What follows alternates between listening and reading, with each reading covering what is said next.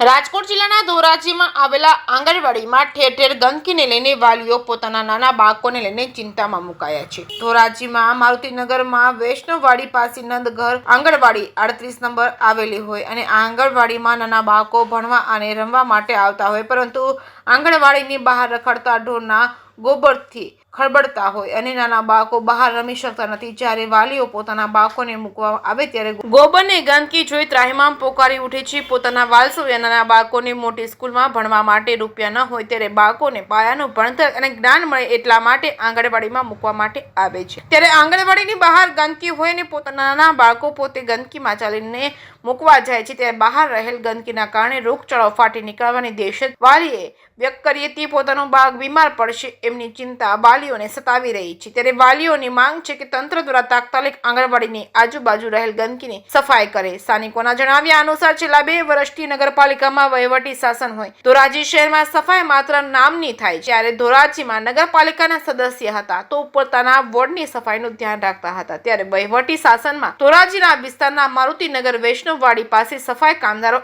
આવે છે, પરંતુ સફાઈ કરવાનું નાટક કરે છે અને આરામથી બેસીને ચાલ્યા જાય છે। ત્યારે અહીં આંગણવાડીમાં 20 થી 25 જેટલા નાના બાળકો આવે છે, પરંતુ બાળકો અહીં બહાર રમી શકતા નથી, કારણ કે આંગણવાડી બહાર ઠેર ઠેર રખડતા ઢોરના ગોબરની ગંદકીથી ઘેરાયેલા આંગણવાડી અને મચ્છરનો ત્રાસ પણ વધી ગયો છે। ત્યારે આંગણવાડીમાં નાના બાળકો આવતા હોય ત્યારે કોઈ મચ્છરજન્ય રોગ બાળકને થશે તો કોણ જવાબદાર હશે? અત્યારે બેવડી ઋતુના કારણે અનેક રોગચાળો વકર્યો છે, ત્યારે નગરપાલિકા તંત્ર દ્વારા આવી ગંદકીથી ઘેરાયેલી આંગણવાડીની આજુબાજુ સફાઈ કરી ફરતે રખડતા ઢોર ન આવે તો માટે ફેન્સિંગ મારવાની અપીલ કરી છે। ધોરાજીની મારુતિનગર વૈષ્ણવવાડીમાં આવેલા આંગણવાડીની બહાર રહેલ ગંદકી બાબતે આંગણવાડીના સીડીપીની સેવિકા કૃતિકાબેન ભટ્ટને પૂછતા ગોળ જવાબ આપ્યો હતો અને કહેલ કે નંદઘર આંગણવાડી મારુતિનગર વૈષ્ણવવાડી પાસે આવેલ છે। અમારી આંગણવાડીની બહેનો સફાઈ કરે છે। આંગણવાડીની બહાર વૃક્ષ હોય તો ત્યાં છાંયો હોય એટલે ગાયો ત્યાં બેસતા હોય છે અને ગંદકી થઈ જાય છે। અમારા તરફથી નગરપાલિકામાં 2 વખત આંગણવાડીની ફરતે વંડી માટે દરખાસ્ત કરી છે, પરંતુ હજુ સુધી કોઈ કામ કરેલ નથી। અમારા તરફથી અમને નગરપાલિકામાં દરખાસ્ત મૂકશું અને અમારી બહેનોને વધુ સફાઈ થાય તે માટે કહેશું એમ કહીને ખંખેરી નાખેલ। ત્યારે આવી શહેરમાં મધ્યમ વર્ગ માટે ચાલતી સરકારી આંગણવાડી નાના બાળકો આવતા હોય ત્યારે બાળકો આંગણવાડી બહાર નથી ભણી શકતા, નથી રમી શકતા। ત્યારે છેલ્લે 2 વર્ષથી વહીવટી શાસન હોય ત્યારે કોઈ જ સફાઈના કામો ન થતા હોય, ત્યારે ધોરાજીમાં આવેલા આંગણવાડી બહાર રહેલ ગંદકીના કારણે જો કોઈ નાનું બાળક મચ્છરજન્ય રોગોનો ભડામાં આવશે ત્યારે કોણ જિમ્મેદારી લેશે તેવું સ્થાનિકોમાં ચર્ચાઈ રહ્યું છે। જેકેએસની ગુજરાતી સાથે મતીન બાપુ સૈયદ, ધોરાજી। આપનું નામ?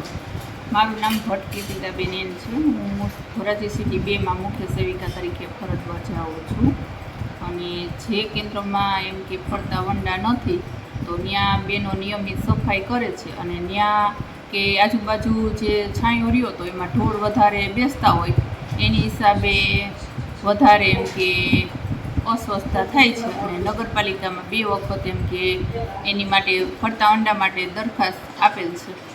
બેન, આટલી બધી ગંદકી તમે વિઝિટમાં જાઓ છો, શું કહેશો? કેટલા સમયથી છે આ? જ્યારે અમે વિઝિટમાં જાય છે ત્યારે તો સાફ સફાઈ હોય, બેનો આવીને રોજ સવારમાં તો સાફ સફાઈ કરે જ છે, પણ ત્યાં 2 મોટા વૃક્ષ રહ્યા એટલે પાનખર ઋતુ હોય એટલે ખર્ચરો તો ખરવાનો જ છે અને છાંયો હોય એટલે ઢોર વધારે બેસતા હોય। વાલીઓનો એવો આક્ષેપ છે કે બેન કોઈ દી વિઝિટમાં જ નથી આવતા, શું કહેશો?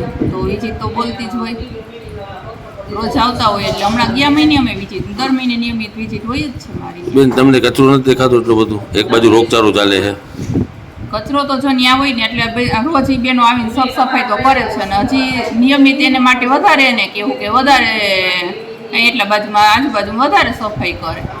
શું આગળ પગલાં શું લેશો તમે? નગરપાલિકાએ હજી એકવાર ફરીથી દરખાસ્ત આપી દેવું ફરતા વંડાની, 2 વખત તો આપી છે।